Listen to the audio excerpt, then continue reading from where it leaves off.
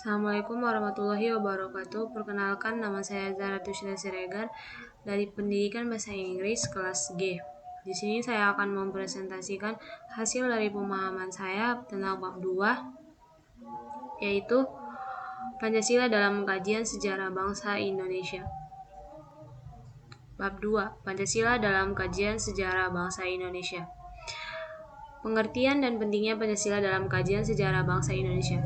Pancasila adalah dasar-dasar negara dan ideologi bangsa Indonesia yang dirumuskan dari nilai-nilai luhur yang berkembang dalam sejarah perjuangan bangsa. Pancasila memiliki peran penting sebagai pemersatu bangsa dalam menghadapi berbagai tantangan sejarah seperti penjajahan, pergerakan nasional, dan dinamika politik setelah kemerdekaan. Sebagai ideologi, Pancasila menjaga stabilitas nasional, memperkuat identitas bangsa, serta menjadi pedoman dalam membangun kehidupan yang adil, demokratis, dan berkeadaban. Sejarah Pancasila pra-kemerdekaan. Nilai-nilai Pancasila dalam sejarah perjuangan bangsa. Yang pertama, nilai Pancasila seperti gotong royong, persatuan, dan musyawarah telah ada dalam kehidupan masyarakat Indonesia sejak zaman kerajaan. Yang kedua, perjuangan bangsa Indonesia melawan penjajah. Sejak abad ke-16, bangsa Indonesia mengalami penjajahan oleh Portugis, Belanda, dan Jepang. Perlawanan rakyat terhadap penjajah dilakukan secara sporadis maupun terorganisir, seperti perlawanan Diponegoro, Imam Bonjol, dan Pattimura, yang mencerminkan semangat nasionalisme dan perjuangan untuk kemerdekaan. Yang ketiga, kebangkitan nasional 1908. 1908 menjadi tonggak penting dengan berdirinya Budi Utomo sebagai organisasi modern pertama di Indonesia. Kebangkitan nasional menandai perubahan strategi perjuangan dari perlawanan bersenjata menuju perjuangan melalui organisasi, pendidikan, dan politik untuk mencapai kemerdekaan. Yang keempat ada Sumpah Pemuda 1928.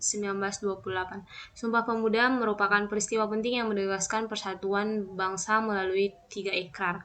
1. Tanah air, 1 bangsa, dan 1 bahasa Indonesia. Yang kelima ada perjuangan bangsa Indonesia zaman penjajahan Jepang. Pada masa pendudukan Jepang 1942 sampai 1945, bangsa Indonesia mengalami penderitaan, tetapi juga mendapat kesempatan membangun persiapan kemerdekaan. Jepang membentuk BPUPKI yang memberikan ruang bagi tokoh nasional untuk merumuskan dasar negara, yang kemudian melahirkan Pancasila pada 1 Juni 1945.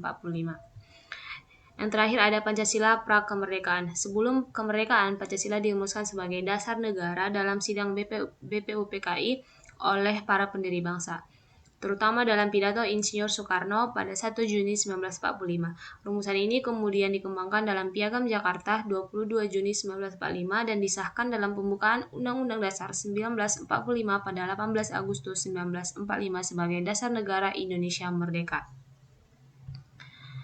Sejarah Pancasila pasca kemerdekaan. Pancasila era Orde Lama.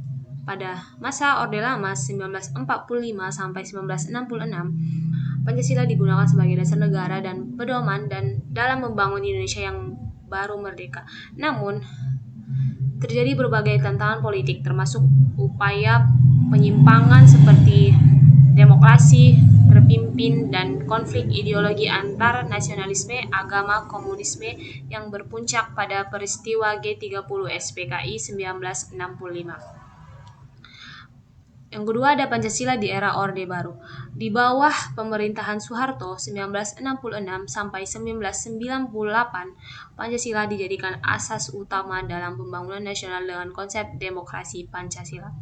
Pemerintah menekankan stabilitas politik dan ekonomi, tetapi dalam praktiknya terjadi sentralisasi kekuasaan, pembatasan kebebasan berpendapat, dan dominasi pemerintahan dalam kehidupan bernegara. Yang ketiga, Asas Tunggal Pancasila pada tahun 1985. Pemerintahan Orde Baru mewajibkan seluruh organisasi sosial dan politik menjadikan Pancasila sebagai asas tunggal melalui Undang-Undang Nomor 3 Tahun 1985. Kebijakan ini bertujuan menegaskan Pancasila sebagai satu-satunya ideologi bangsa, tetapi juga menimbulkan kritik karena membatasi kebebasan berorganisasi dan berideologi.